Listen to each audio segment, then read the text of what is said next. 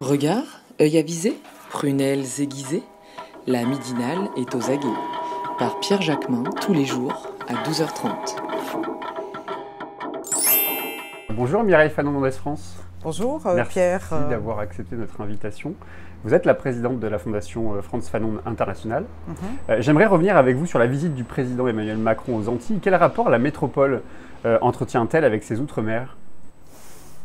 Écoutez, je pense que c'est un rapport extrêmement malsain, puisque en définitive, ce rapport n'est toujours pas débarrassé de ce qu'on appelle la racialisation, et que tant que rien ne sera fait au niveau des réparations, mais des réparations politiques, économiques, et non pas des réparations comme certains le veulent individuelles, mais des réparations, tant que rien ne sera fait, la relation ne pourra pas être une relation d'égalité. Et si on regarde bien les Outre-mer, on peut penser que ce fameux triptyque liberté, fraternité, égalité, et si on prend juste le dernier terme, égalité, en ce qui concerne les Outre-mer, et partiellement aussi toutes les populations racisées, marginalisées, exclues en France, je ne vais pas parler de métropole parce que c'est un terme empreint de colonialité, mais je vais parler de la France, on s'aperçoit que c'est une formidable, inégale égalité. Vous parlez de côté malsain, ou en tout cas de rapport malsain. Est-ce que vous diriez qu'il reste en nous ce regard du colonisateur, ce regard du dominant ? Mais exactement, parce que c'est pas tellement... je ne ferai pas une généralisation, puisque vous êtes là, et je sais que nous nous connaissons depuis un moment, et je sais que ce n'est pas votre cas, mais y compris même dans la gauche, il y a une intériorisation du racisme structurel qui fait que ces personnes descendant de l'histoire de la mise en esclavage et de la colonisation sont de toute façon vues d'une façon sous. Ouais. Et elles sont particulièrement dominées. Elles sont dominées par l'État, évidemment, mais elles sont en plus dominées par les instruments de l'État, elles sont dominées par les lois de l'État, et elles sont dominées aussi à l'intérieur même d'un groupe. Selon que vous êtes noir, vous êtes quand même beaucoup plus dominé que les autres. Parce qu'il y a cette intériorisation du fait que si ces populations arrachées de l'Afrique ont été réduites, mises en esclavage, c'est que quelque part, il y avait quelque chose de légitime. Et cette légitimité n'a jamais été déconstruite. Et c'est ça le vrai problème. Et lorsque ce jeune a fait le doigt d'honneur, je ne sais pas à qui il l'adresse, mais je trouve ça symboliquement assez intéressant. En plus, Macron s'est positionné, si on regarde bien la photo, s'est positionné entre deux jeunes. Donc il est pris, contrairement à ce qui se passe normalement, c'est lui qui est pris en sandwich, le blanc qui est pris en sandwich par deux noirs. Et il me semble que ce doigt d'honneur s'adresse certainement inconsciemment. Je pense que le jeune l'a fait inconsciemment, mais c'est fort de sens et ça dit bien toute cette relation où nous sommes des dominés. Et nous sommes des dominés par le système blanc, par la structure blanche, par la suprématie blanche, mais nous sommes aussi dominés à l'intérieur même d'un groupe, par exemple de ceux qui défendent un antiracisme moral. On est aussi dominés puisque les victimes ne peuvent jamais être partie de la solution. Or, ce qu'on revendique aujourd'hui, en tant que descendants de cette histoire, c'est que la solution vienne de nous. Et la solution passe donc pour nous par les réparations. Je reviendrai, je vois que vous avez une autre question. Oui, alors, justement, non, mais pour rebondir à ce que vous dites, c'est quoi la juste réponse justement pour les Outre-mer ? C'est quoi ? C'est l'autonomie ? C'est l'indépendance ? C'est plus d'État ?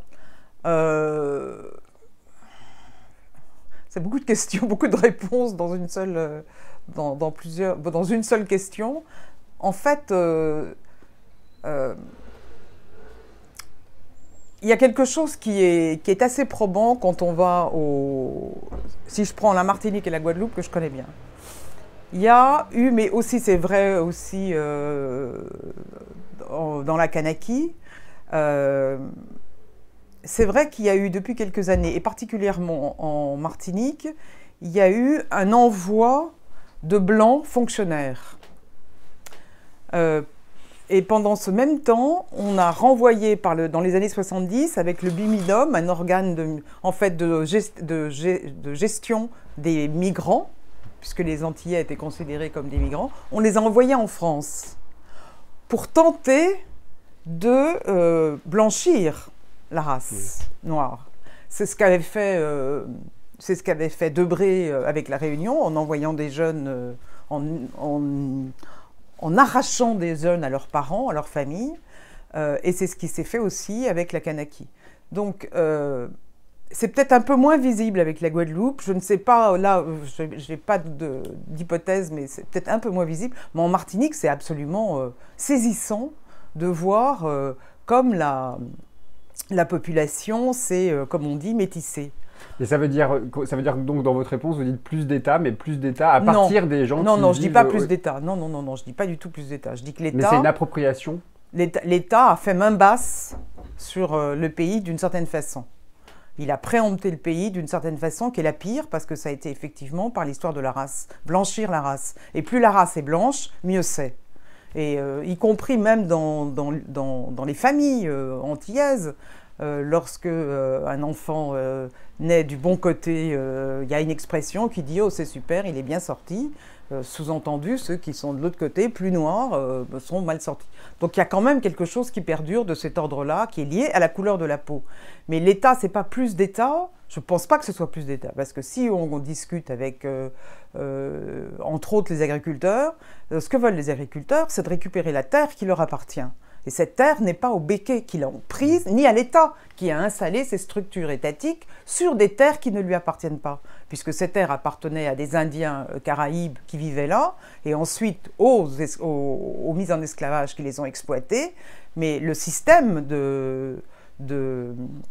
d'abolition n'a pas tenu compte que c'était eux les victimes et non pas les béquets, et on a donné une compensation financière aux béquets et pas du tout aux victimes. Donc on a construit quelque chose de complètement à l'envers et certainement pas sur l'égalité.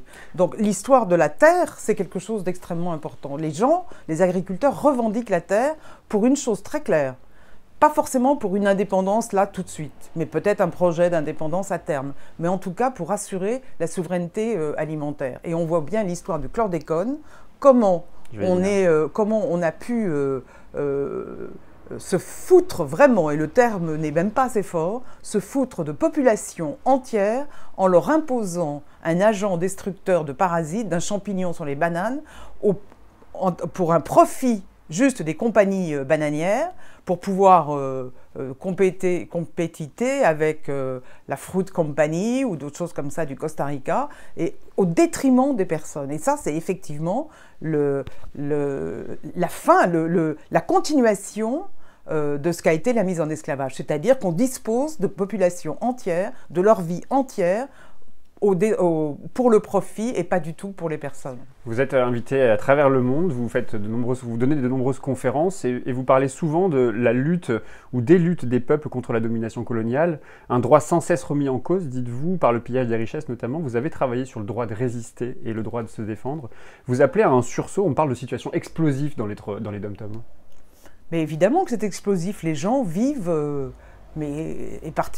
allez vous promener, il suffit que Macron n'ait pas allé se promener dans certains quartiers de Pointe-à-Pitre où les jeunes sont totalement abandonnés. Et c'est une situation, mais c'est normal que ce jeune fasse un droit d'honneur. Et je dirais même que son copain aurait dû en faire un et que, cela est dit. Mais c'est une situation explosive socialement parce que les gens sont abandonnés à eux-mêmes, sous prétexte d'un cyclone. Il y a un retour un an après, mais c'est pas un an après qu'il faut venir, c'est de mettre, et c'est pas seulement Saint-Martin, ça aussi c'est quelque chose, parce qu'il y a un choix dans Saint-Martin. L'île de Saint-Martin, c'est là où sont les gens les plus riches, là où s'installent les artistes, etc. Et donc c'est une vitrine touristique pour la France, ce qui n'est pas le cas de la Guadeloupe, ou en tout cas parce que les touristes ne sont pas les mêmes. Quand on va en Guadeloupe, ce sont des gens beaucoup plus simples. Enfin, déjà en Martinique, il y a une gradation, et Saint-Martin, Saint-Barthélemy, c'est quand même le net plus ultra. Mais c'est une honte, justement, de continuer à procéder, en tant que chef d'État, c'est une honte de procéder, de procéder par choix. Qu'est-ce qui est le plus porteur? Qu'est-ce qui va me rapporter le plus de voix, etc. Qu'est-ce qui va rapporter le plus d'argent à la France? Non, ce sont nos frères de la Martinique, Guadeloupe, mais aussi de la Réunion, de la Kanaki. Il y aurait beaucoup à dire sur la Kanaki, puisqu'il y a un référendum qui va arriver, et qui est manipulé de manière magistrale, etc. Nos frères sont considérés comme des non-êtres. Ils ne comptent pas. Et c'est ce que montre Macron quand il dit à ce jeune « arrête de faire des bêtises ». Mais se pose-t-il la question de pourquoi il fait des bêtises? Quand on sait que dans ces îles, il y a 60% de la jeunesse de 18 à 25 ans qui est au chômage. Quel est leur avenir? Leur avenir, c'est de s'exiler en France? Mais ils ne veulent pas, ils veulent vivre chez eux. Pourquoi est-ce qu'on fait venir des fonctionnaires blancs alors que des fonctionnaires antillais pourraient faire le même travail, qu'ils vont faire le même travail lorsqu'ils sont envoyés en France? Pourquoi est-ce qu'on a créé une institution comme le Bumidum? C'est un véritable scandale. On a continué à considérer les gens des Antilles et des territoires, des départements d'outre-mer, certains en tout cas qui ont cette histoire coloniale, comme de la chair à patron. C'est tout ce qu'ils étaient pour leur maître. Ils continuent, ils le sont devenus au moment des abolitions, où ils sont devenus les travailleurs précaires de leurs anciens exploiteurs, maîtres, esclavagistes, et ils continuent de l'être pour un État qui les considère comme une monnaie sous-estimée.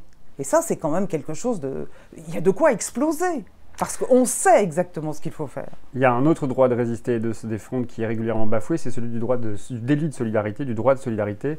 Je pense aux militants qui viennent d'aide aux migrants, par exemple. Vous avez signé le manifeste pour l'accueil des migrants? Non, je ne l'ai pas signé.